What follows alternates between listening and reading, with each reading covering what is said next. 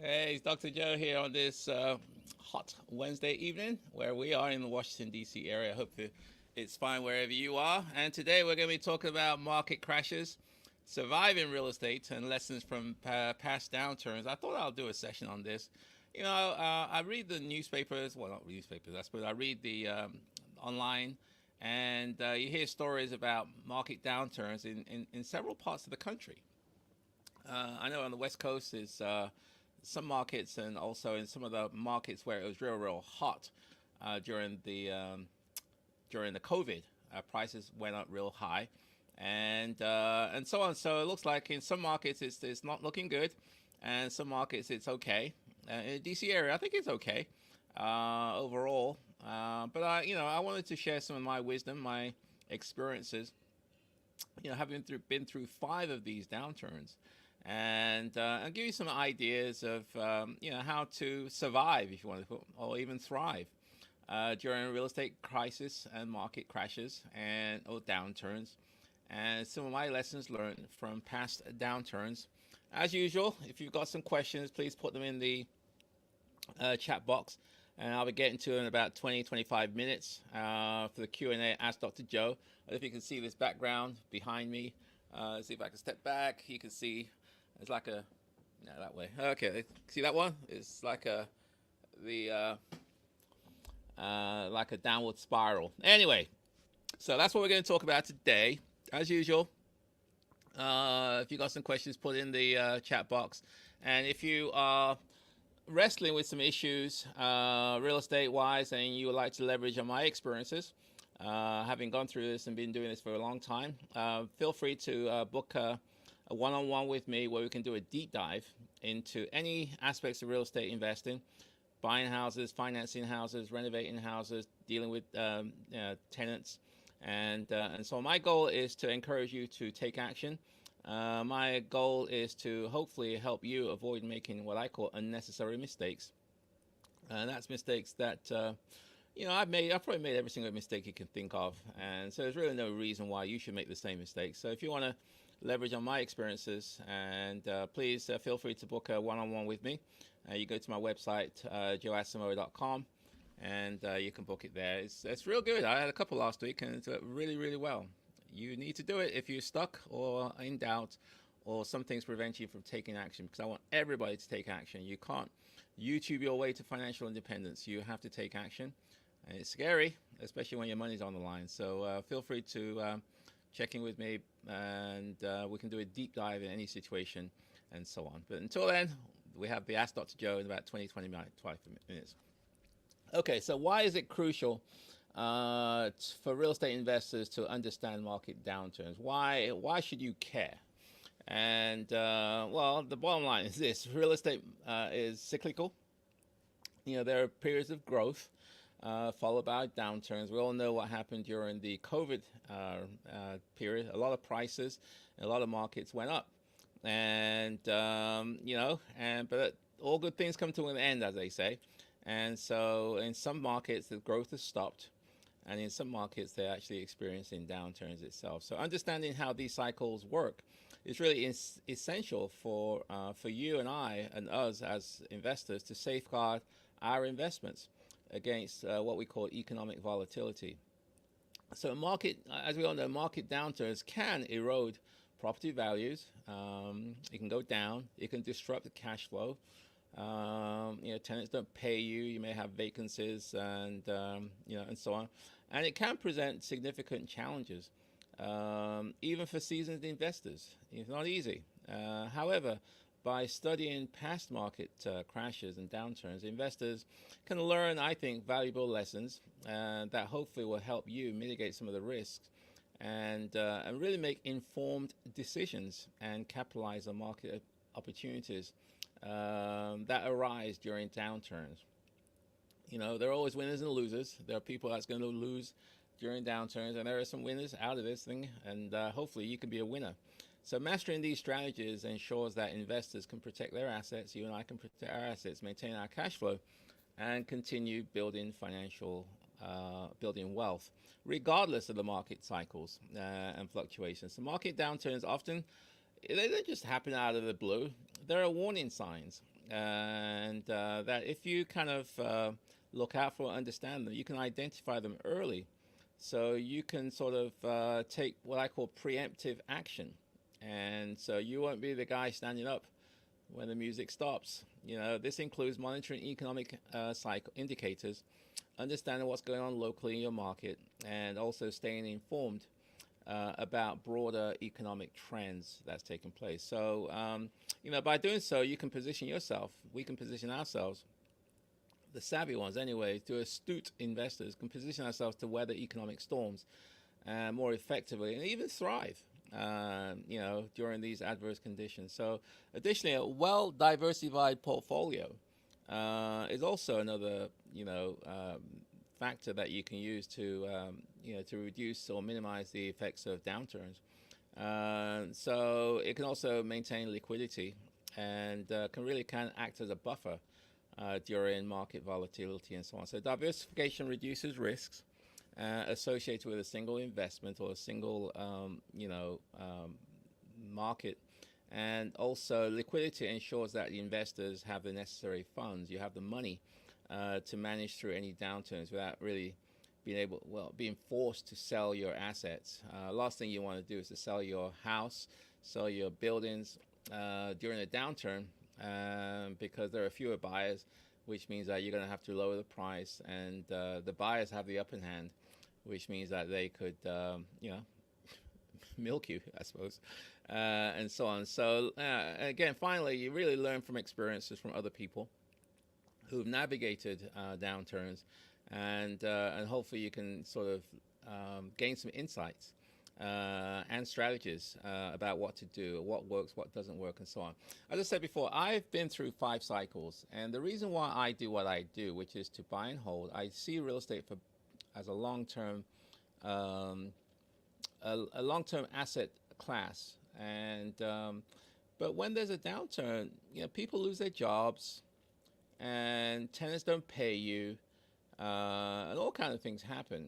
And I realized that I needed to have a stable income stream, because that allows me to kind of weather these storms, and that's the reason why I went Section 8. Because during downturns, it really doesn't matter. Tenants rents. If the tenant loses their job, they can go to the housing authority, the local housing authority, and they can get a reduction in their rents. And a case in point, I have a tenant, in fact, who she pays $239, or she used to pay $239 to rent in one of my houses, here in the DC area. And she lost her job, and so she went to the housing authority, and her rent went from $239. I mean, this is rents for around $5,000 or $6,000. I'm not going to tell you exactly how much she pays or the total rents, but it went from $239 to $1.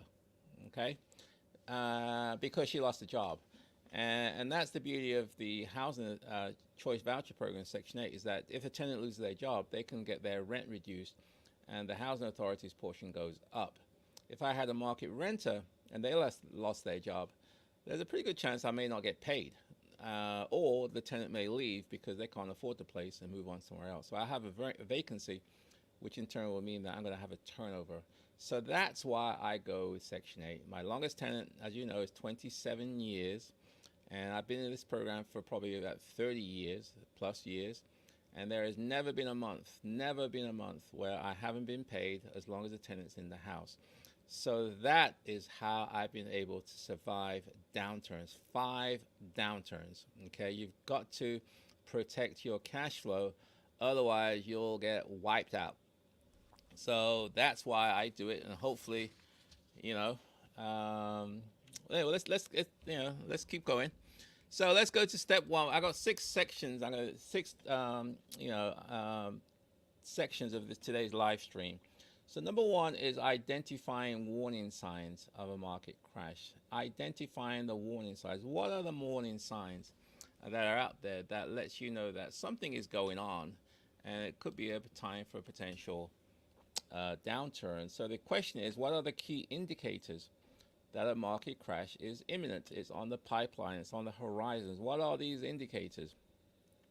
So really identifying early warning signs, is really crucial for us, especially if you do the short term strategies, because you can get wiped out when the market turns on you if you take a short term strategy, especially fix and flips and some of these other strategies, which are great during good times, but during the bad times, if you're not careful, you can buy high when the market's good, and the market will turn on you, and you can't sell once you've done your renovations. So be careful.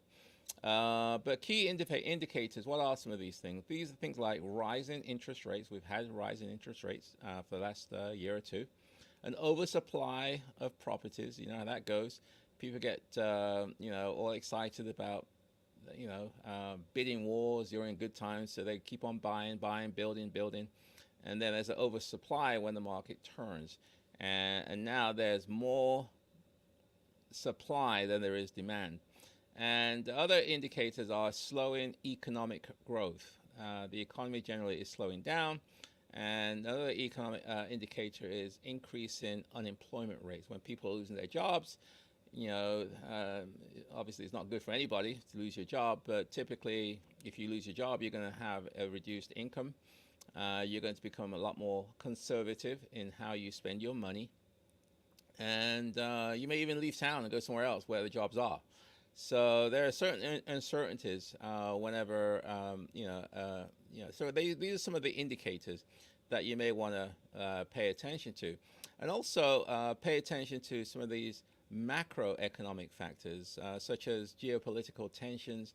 There are wars going on in different parts of the world, changes in government policies, especially, government changes hands, or government decides they're going to do this instead of that, and also global economic trends. So there are macroeconomic indicators, also microeconomic indicators. So let's talk about rising interest rates, because we've been through that. Remember the good old days, 3-4% interest rates. Now it's 5, 6, 7, 8%. Higher interest rates, typically increase. Well, it always increases your cost of borrowing. The cost of money gets higher, which can dampen demand for real estate and can slow the market down. So we all know about that one. I don't need to go into more detail about how interest rates affects demand. Another thing is the oversupply of properties. I know there is generally undersupply of real estate, but in certain markets, as people get priced out, they can't buy. And so there becomes an oversupply. It takes longer. The days on markets on properties gets higher and higher and higher. You remember the good old days? You put a house on the market, within an hour, you got 5 offers. Within a couple of days, you got 20 offers. Those days are gone, and so those bidding wars is pretty much over. It's dampened the market. So there's an oversupply because there are fewer people buying. There's increased competition among sellers in order to offload their houses, which means that sometimes they have to reduce their prices in order to sell the properties. So slowing economic growth and rising economic unemployment can also reduce consumer confidence and spending power. So another thing you can monitor is mortgage delinquencies and foreclosure rates. During that 2007, 2008, 2009, 2010, people are just walking away from houses. People are just being foreclosed left, right, and center. That can usually signify something is going on in the economy, which will mean that it's going to affect potentially property prices and so on. So there are signs. And if you are savvy enough and you can sort of be proactive, you can do things to safeguard your investment. This may include things like selling off high-risk properties, refinancing existing loans to secure lower interest rate money, or shifting the focus to a more stable investment types such as rental properties as opposed to fix and flip, or taking a more long-term view, or taking on long-term tenants because you want that stability. So what are some of the action items associated with this? Number one, identifying warning signs of market crashes. I'll give you 3. Number 1 is monitor economic indicators. Regularly review interest rates, unemployment data, and economic growth reports. 2, assess property supply. Stay informed about local property inventories and construction activities wherever you are, and evaluate financial health of you. Check mortgage delinquency rates and also foreclosure statistics. So that's number one. Let's move on to number two. We've got 6 to go. Well, 5 to go now. Diversifying your portfolio. How do you mitigate risk, survive? You diversify your portfolio. Then the question becomes, you may ask me, is, well, Dr. Joe, how can diversification help mitigate the risks during market downturns? Okay, how can diversification help? Well, diversification, as we all know, is a fundamental risk management strategy. It's based on the concept is you don't put all your eggs in one basket. Now, it depends on what that basket is, so you spread things across different types of properties, different locations, and even different asset classes. Now, I may disagree with this, what I'm going to say here, but I need to say it anyway. I'm very focused. I'm not really. I'm diversified in the sense that I've got quite a few properties, but I'm not diversified in the sense that I have having properties all over the country in different markets, different locations, different asset classes, i.e., commercial, residential, office, industrial. I'm not diversified that way. Because I believe in focus. I think that if you get good at something, you put all your energies. And I think it's Warren Buffett is that, it's either Warren Buffett or it could be the Rockefeller guy, the one, the oil magnate, is his philosophy, which I agree with, is essentially you don't put all your you put all your eggs in one basket. You put all your eggs in one basket, and you watch that basket like a hawk. Okay, so you protect it. Okay, that's how I think, as opposed to spreading things across, all over the place. So we can debate that one, but I believe that I believe in focus. I think there's power in becoming an expert, a master of one, as opposed to a jack of all trades. And but if you're going to choose one, if you're going to put all your eggs in one basket, you better monitor and watch that basket like a hawk. Because if you're not, you could lose that basket real fast. So within the real estate sector, diversification can be achieved in invest in various types of properties, such as single family, multifamily, commercial properties, REITs, REITs, real estate investment trusts. Each property type responds differently to different economic conditions, providing a hedge. That's it, the hedge against specific market downturns. So geographic diversification is an example. So you may buy some in, let's say on the East Coast, some in the different states across the different parts of the country, and therefore you're not really. So if one part of the country or one state or one city where you are takes a hit, another part hopefully will not, and therefore you diversified you've reduced your risk tolerance. So that's geographical, multiple locations, and things like that. I don't know. I said before, I just buy in the DC area. I live here. I know this area. I believe in this area. Its history tells us that it's going to be it's more resilient than most other places. So again, I'll defer that to you if you feel that you want to spread your risk across different locations, different geographies, and things like that. Another diversification strategy is sort of hold non-real estate assets such as stocks, bonds, and other securities, commodities, and that way you don't put all your eggs in that real estate bucket.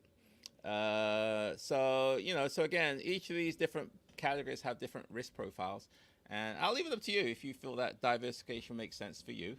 And so on. So let's talk about some of the action items that you can do in terms of diversifying your portfolio. Number one, it would be assess your current portfolio and identify areas of over-concentration and potential vulnerabilities. 2 is explore new markets. So research and invest in properties across different regions. 3 is consider other assets. Diversify your portfolio into stocks, bonds, and other non-real estate investments. So I think that's a little controversial, diversifying, but I thought for completeness, I thought I'd put that in there for today. Number 3 is maintaining cash flow during downturns. Maintaining cash flow, that is key. You don't want to run out of money, especially when the mortgages are due and something happens to your home, some repairs go, the AC goes, and you got no money.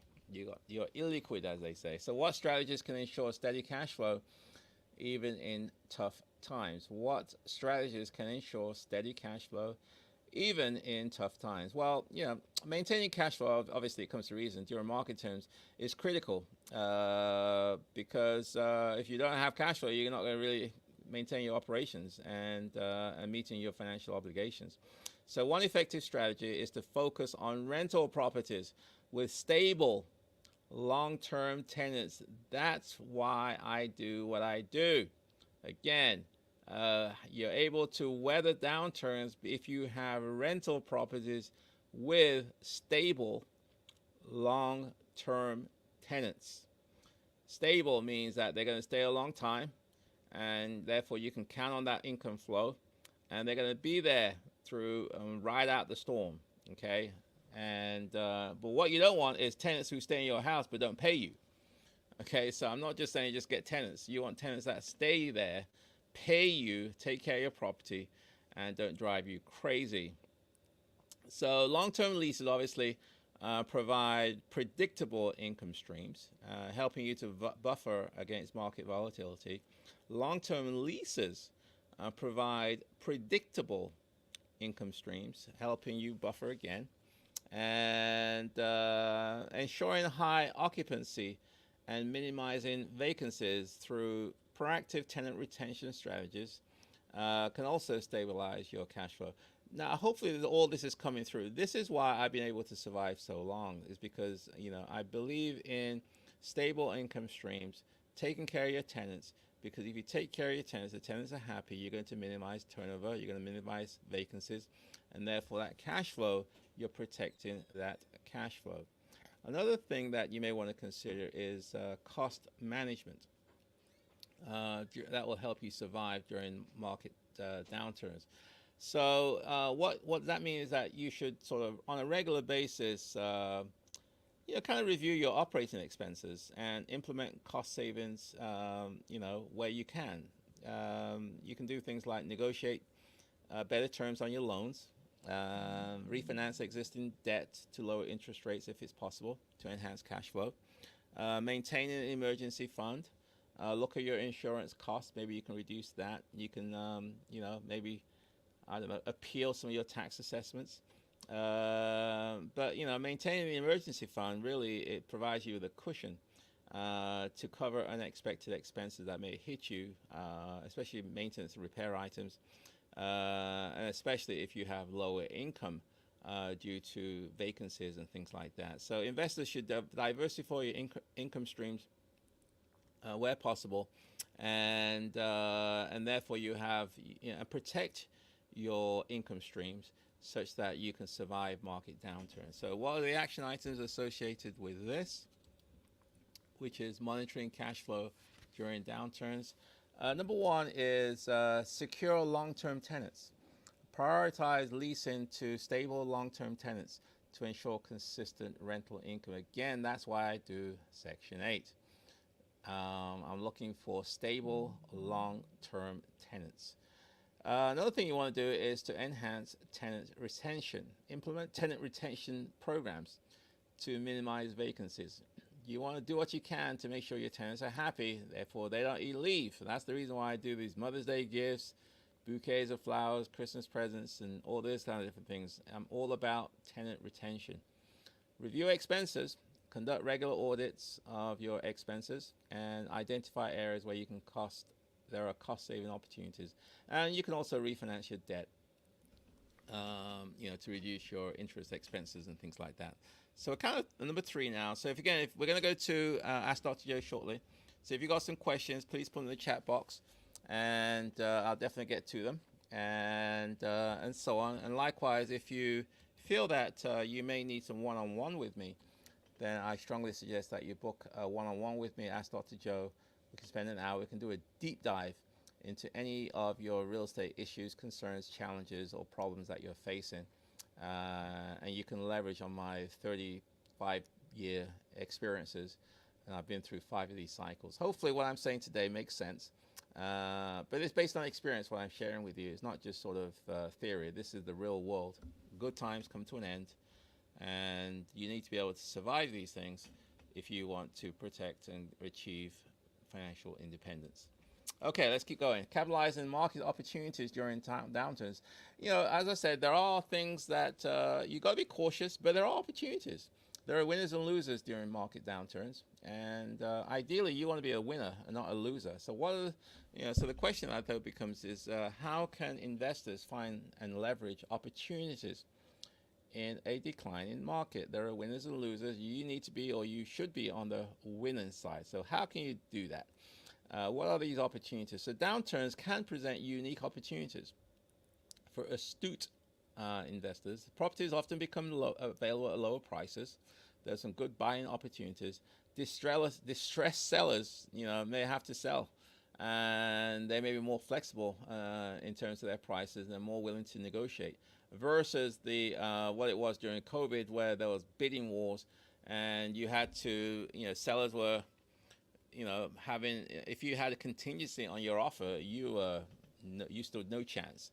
People waiving their contingencies, like appraisal contingencies, what do you call those things? Home inspection contingencies. They're waiving a whole bunch of different things. People are buying stuff for all cash, and during the downturn, the sellers are on the other side. The buyers have the upper hand. So you want to be, so there are good buying opportunities.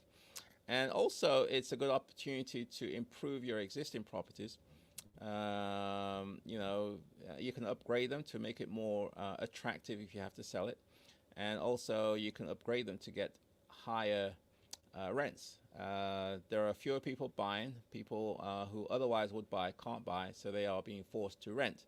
And therefore, if you're savvy, you can make some strategic improvements to your home to make it more attractive to potential renters or buyers.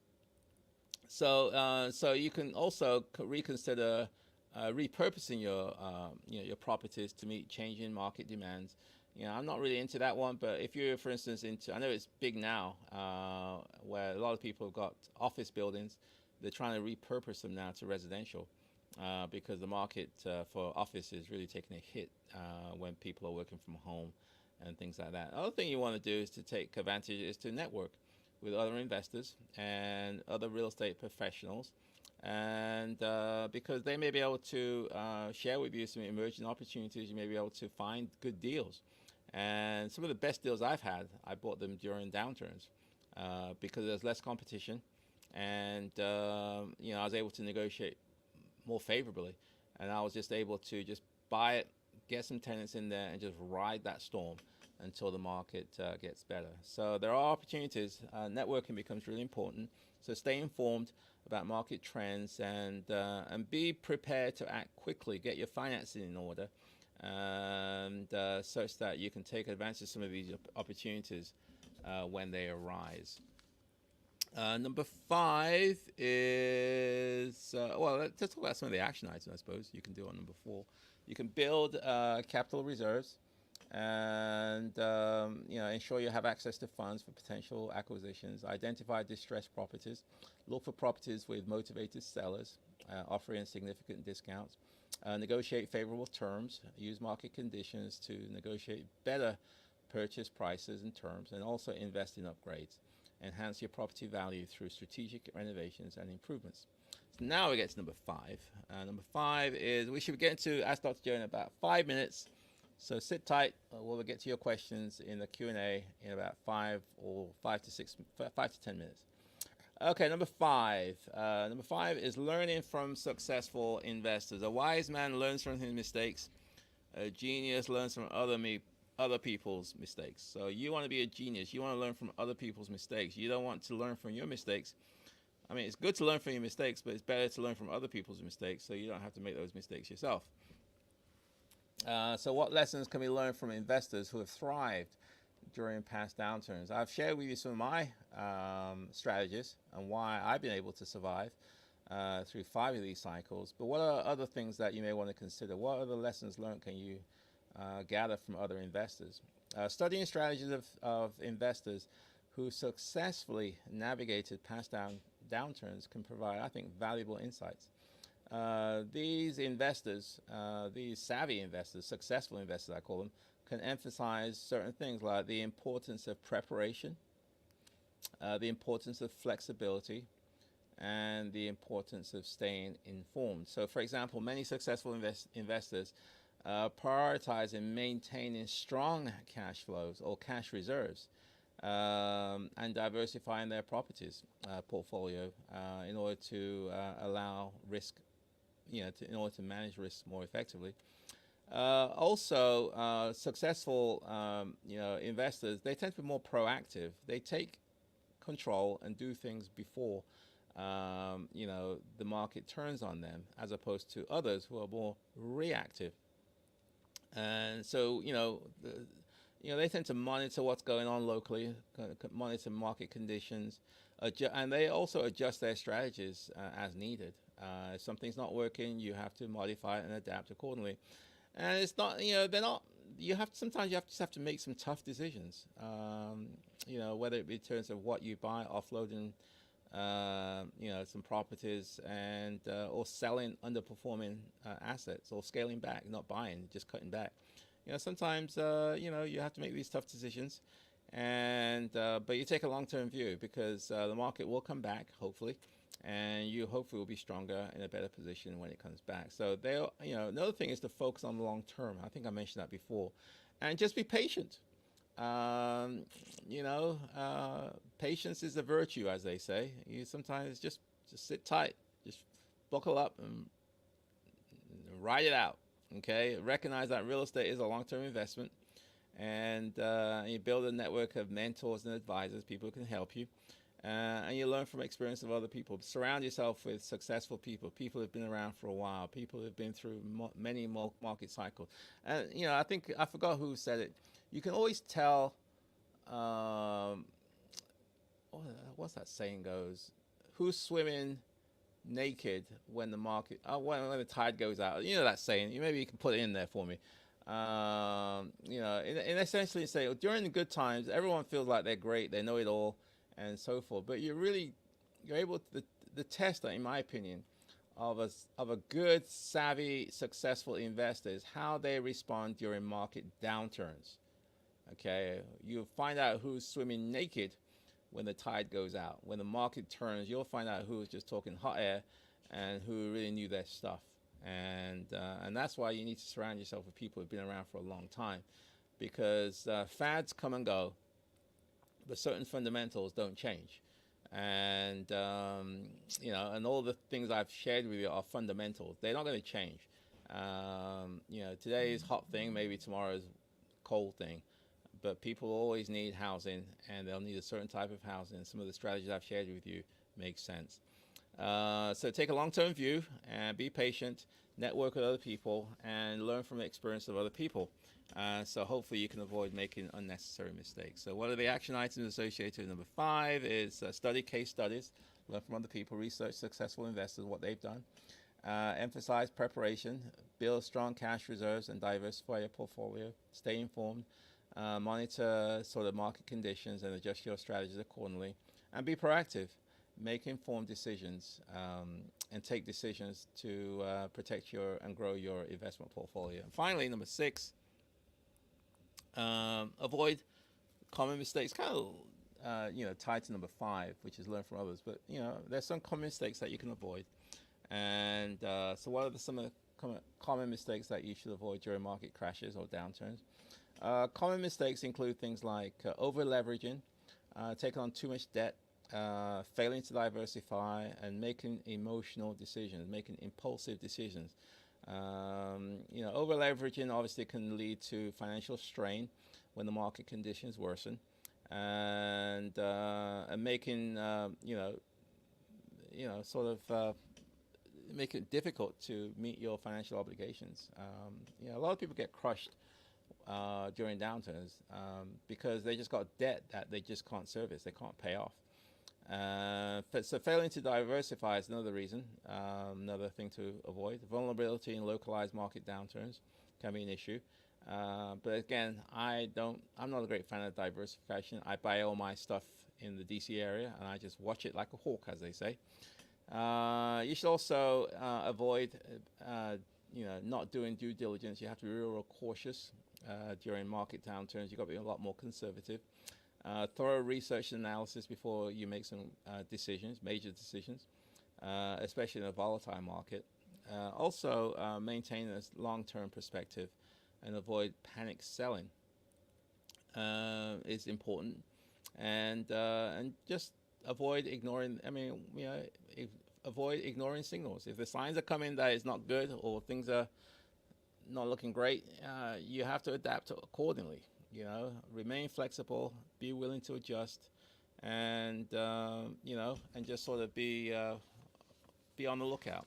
So, what are some of the action items before I wrap it up? Is avoid over leveraging, maintaining manageable debt levels, diversify your investment portfolio, maintain due diligence, conduct thorough research, and also stay calm.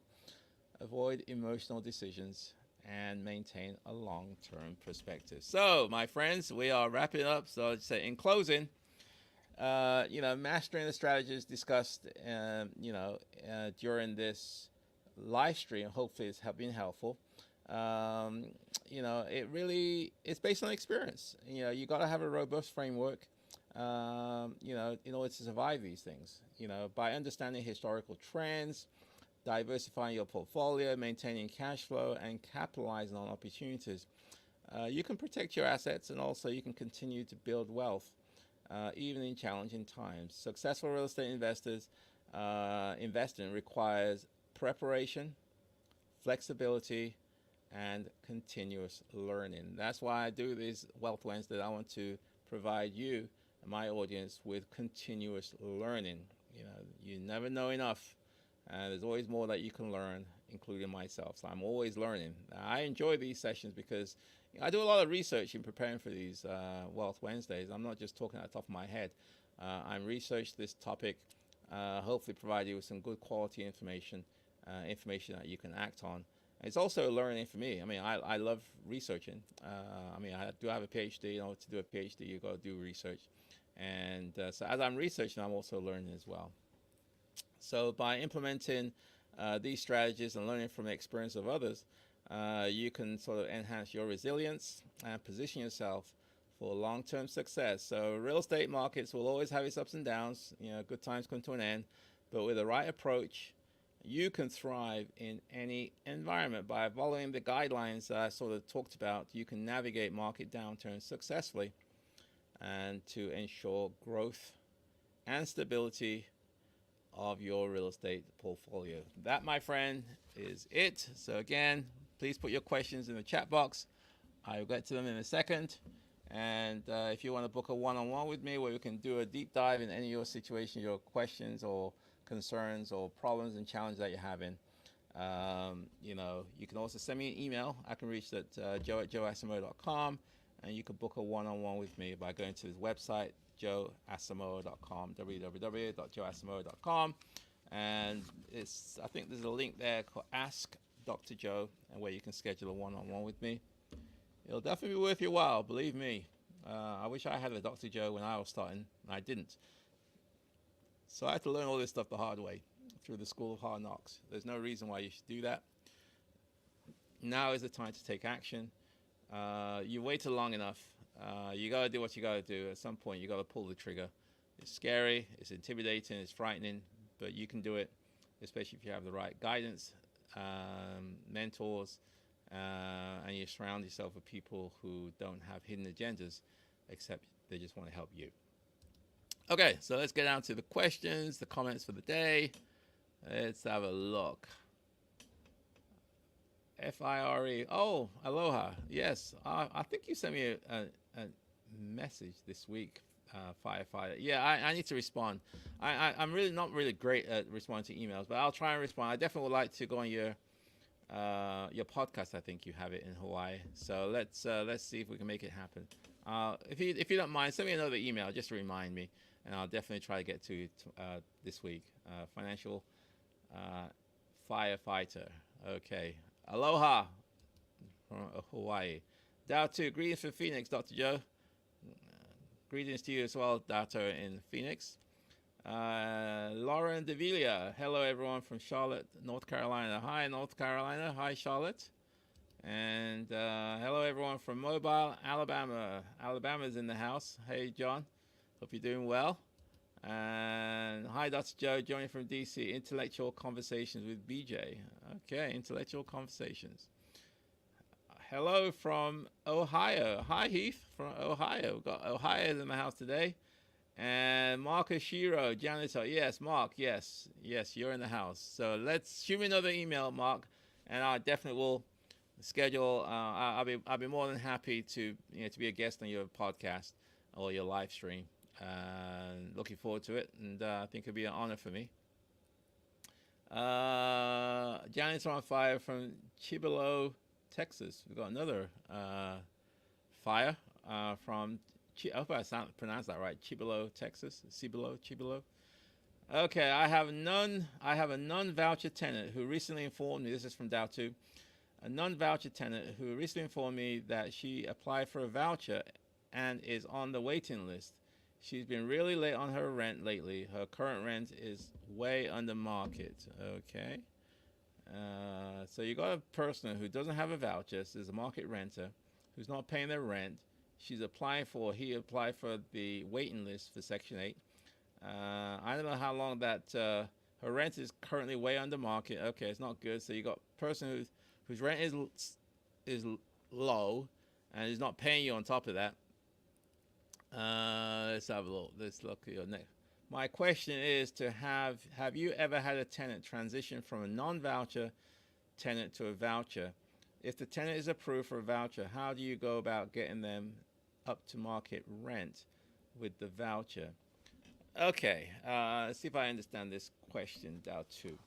You got a tenant who doesn't have a voucher, and she's applied or he's applied to get a voucher. But right now they don't have a voucher. Well, it depends where you are, because in some places, like I know in the DC area, people have been on that list for 5, 10, 15, 20 years. So there's no guarantees when they're going to get their voucher.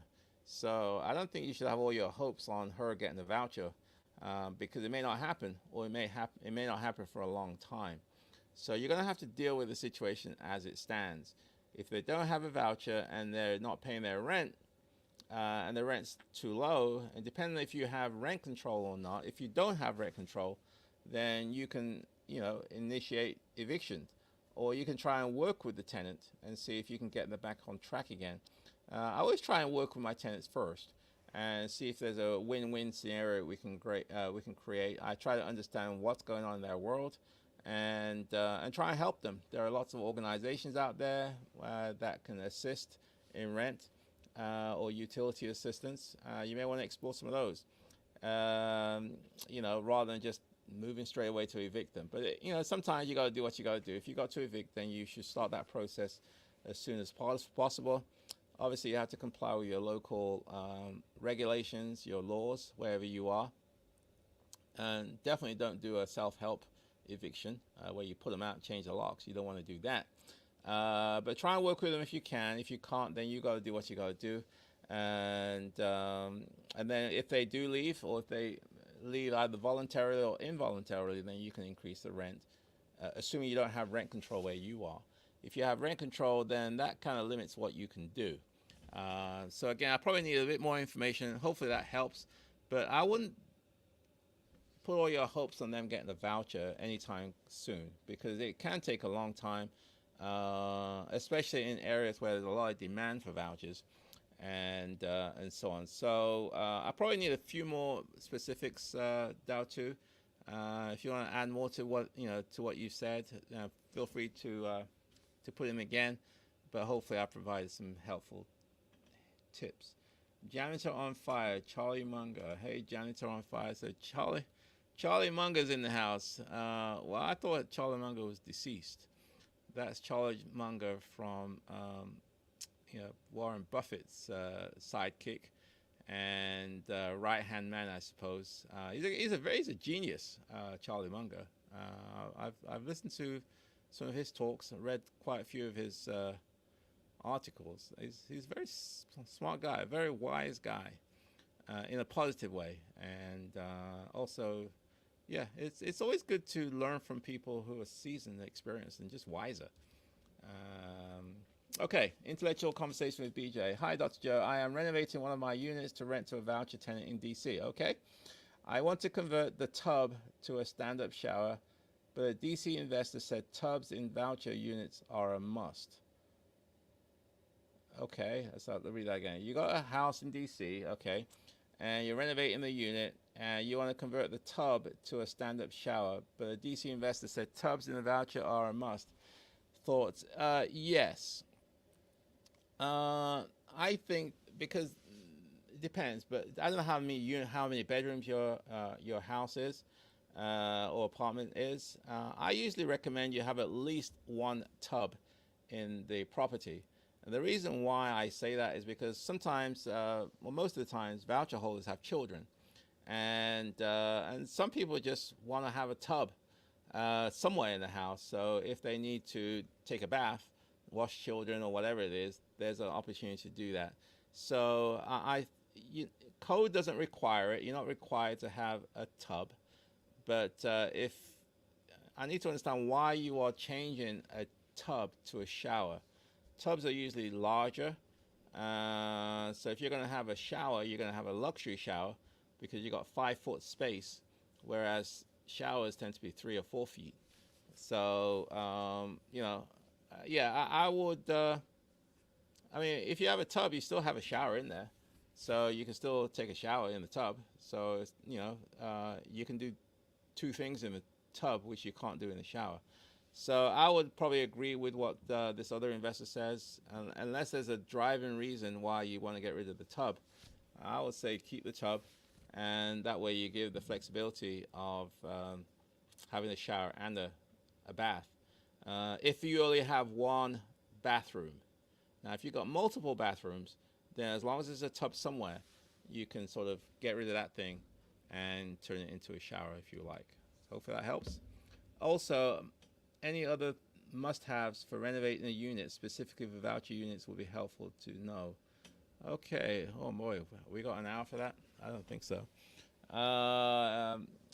If you're renovating a house for specifically, I don't know about specifically, just make sure the house is decent. It's nice and it's attractive. You don't want the rooms to be too small. The minimum legal bedroom size is 70 square feet, and some investors take that and have a 3, 4, 5 bedroom unit with just 70 square feet bedrooms. Be careful. You're in competition, intellectual conversations with BJ, with other people. So there has to be a reason why the tier 1 tenant wants to come to your house or your unit versus somebody else's. So if you can't think of a reason why anyone should pick your place versus somebody else, I think you got a problem. So that's the way I do it. I see it is that what would cause somebody to say, I want to go to your house, BJ, versus somebody else's. And then you use that knowledge in your rehab and put some of those features that hopefully will differentiate your product from your competition. Because what you don't want is to do all this work, all this rehab, and then you put it on the market and nobody's interested, or you don't get any applications, or you get one application, or and the person who applies, just got evicted last week, and they trashed their house on the way out. I mean, that's not the kind of tenant that I don't think you can run a sustainable business around. You want tier 1 tenants who are going to take care of your house, pay the rent, pleasant to deal with, and hopefully stay a long time. So you want to make sure that your unit appeals to those kind of people.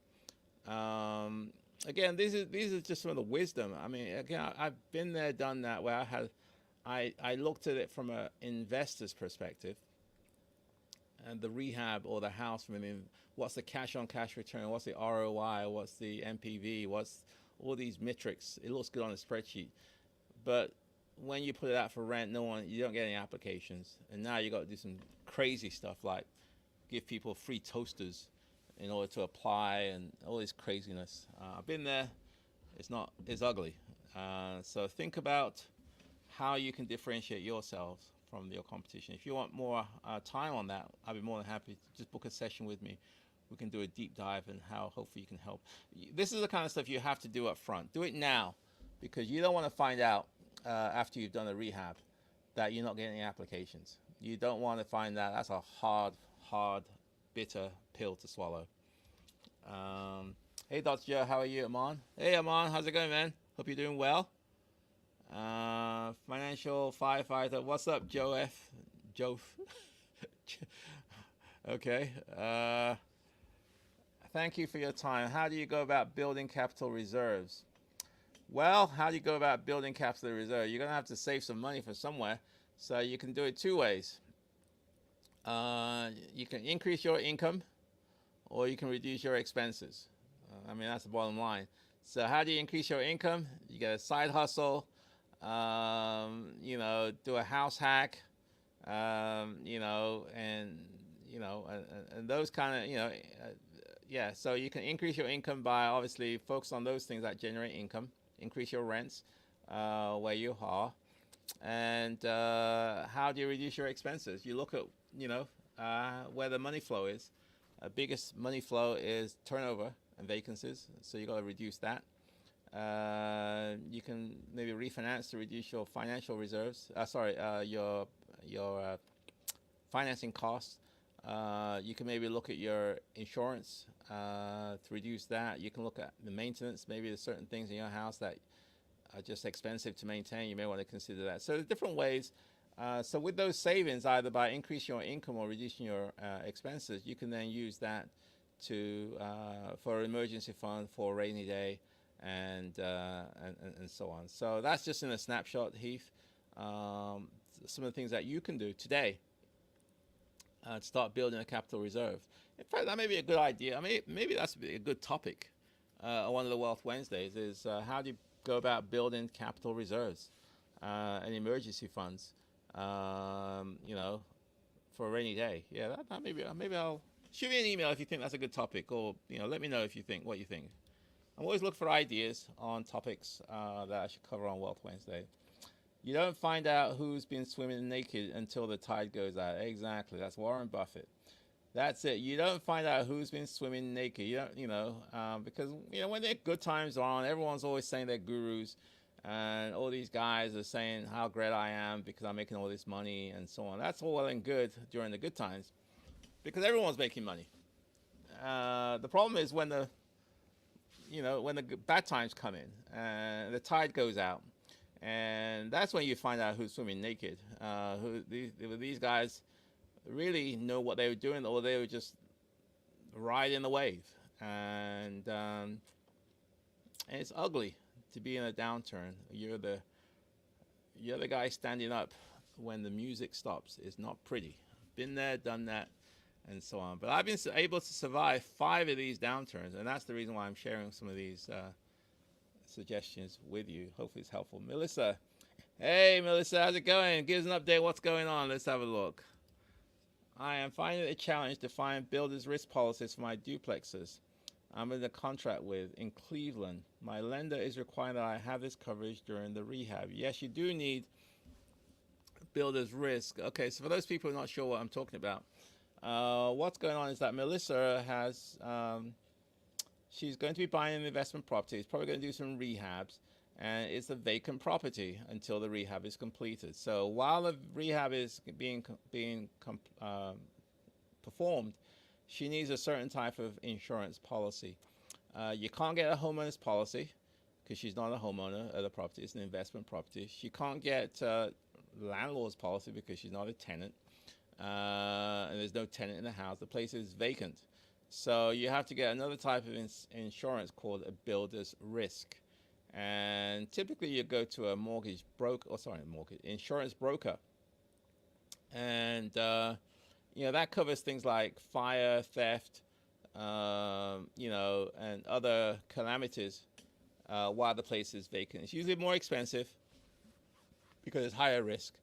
And that's the type of insurance that most builders tend to get. It's called a builder's risk policy. So the lender that is borrowing Melissa money wants to make sure that there's insurance on the house, and it sounds like she's having difficulty getting a builder's risk policy, for that. What I would suggest is, if you haven't done so, Melissa, is to contact some. I mean, I have insurance policy, builder's risk when I do these things, but that's the DC area and not in Cleveland. So you may want to contact some,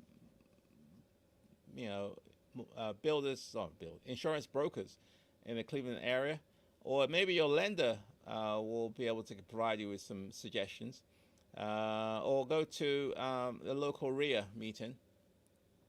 That's the Real Estate Investment Association meetings. There'll be other investors in Cleveland who are also rehabbing, so they'll probably have builders risk recommendations and referrals they can offer you. So I would probably go there and find out what other people who are the same situation as you, other flippers or any other rehabbers, who do they use for their builders risk policy, and maybe get some referrals that way.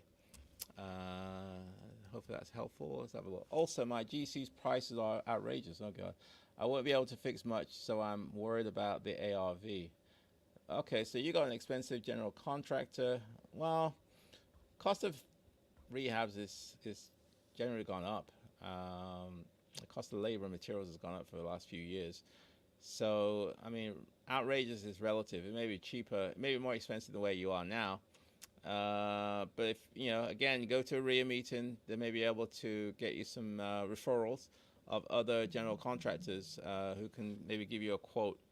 But yeah, you definitely don't want to spend too much on the rehab, because you don't want to have, especially during the downturn, you don't want to have too much in the house and the prices go down, and that way you could be underwater very quickly. So be careful about spending on your renovations, especially if it's a downturn. I'm not too sure if Cleveland is a appreciating market or a cash flow market, but if it's a cash flow market, then you want to be careful about putting too much in it.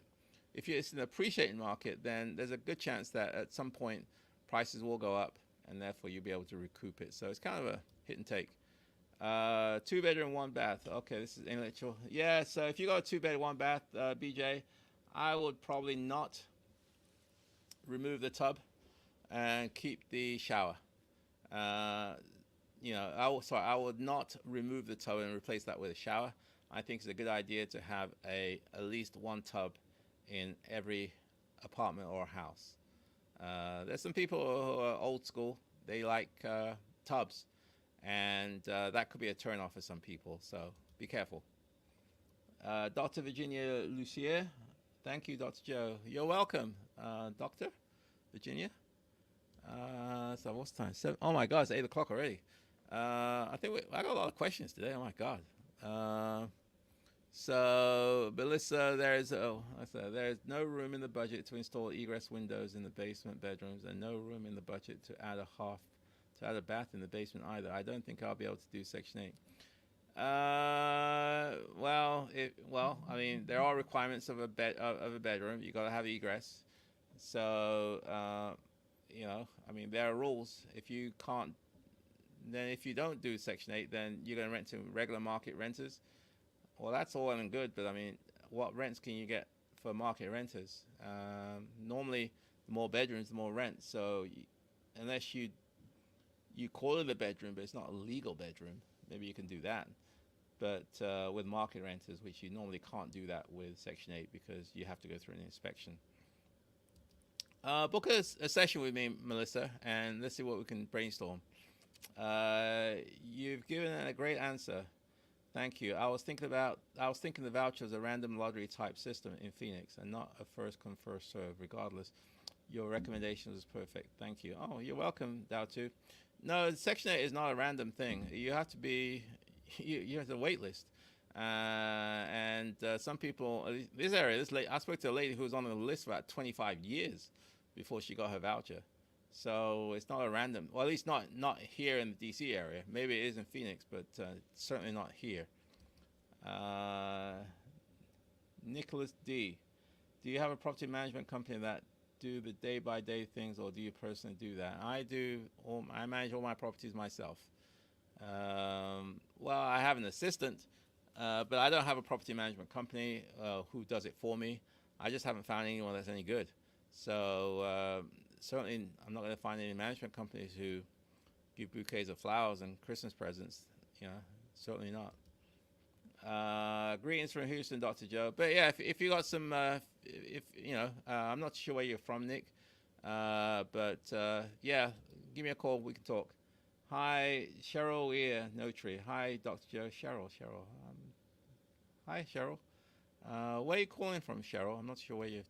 I knew somebody called Cheryl. I'm not sure if it's you though. Anyway, Abraham, what's the best place to find good deals for flips, Zillow or elsewhere? It depends on your market, Abraham. There are deals out there. Most of my properties I bought through listed properties on the MLS. But yeah, you may be able to go MLS. You can network. You can go on Zillow. You can go Craigslist. You can go on Facebook Live. You can go on or Facebook Marketplace and a bunch of different places. Janitor on fire, 100%. Okay, good. Janitor on fire. Okay. So Janitor on fire is doing good. Anyways, 8:05. So I'm gonna have to wrap it up. So if you let's have a look. Melissa, Cleveland. Cleveland is a cash flow market. I'm in an appreciating neighborhood, a class A. Okay, so you're in an appreciating. So it may be worthwhile to spend some money on it if it's an appreciating neighborhood where over time prices do go up. But you got to be able to make sure that you maintain your cash position in the event of a downturn. But we've had a lot of good questions. Cheryl, we're wholesale. Yeah, I remember you, Cheryl. Hope you're doing well. Long time no hear. Aruna and I ran them. Yes. Okay. Hey, Cheryl. How's it going? Hope you're doing well. Long time no speak. So yeah, reach out to me. Let's see what we can do, and so on. So Cheryl, we're the realtor. Yes, I remember now. Hey, Cheryl, how you doing? Hope today was helpful. I'm gonna wrap it up now. It's 8:06. And what's it called? Let's meet next Wednesday at 7 p.m. Do you have a performer for estimating rehab? Oh gosh, oh my goodness. Okay, so let's talk about this. If anyone's, I'm gonna have to wrap it up because it's past 8 o'clock. But if you've got some questions, please join me next Wednesday on Wealth Wednesday. I'm not too sure what the topic's going to be. But yeah, listen out for me. We'll have another great session. If you want to book a one-on-one with me, please feel free to go to my website, www.joeasimo.com. We can do a deep dive into your situation. Again, my goal is to encourage people to take action. There are too many other programs out there where it's just all talk. I'm trying to encourage people to take action because that's how you build financial independence. That's how you build freedom. And that's how you start building wealth. It's not by watching YouTubes all day or TikToks. You have to take action. Taking action is scary, especially if your money's on the line. And that's when you really do need seasoned people who are more experienced, who've been around for a while, who can advise you, guide you, and hopefully hold you accountable for pursuing and taking action. So that's what I can do. If you're interested, please join me. Go to a one-on-one, book a session. www.joeasimo.com. You can always shoot me an email at joe@joeasimo.com. Otherwise, I will see you next Wednesday at 7 p.m. Eastern Time. Have a great week. Take care, guys. Bye for now.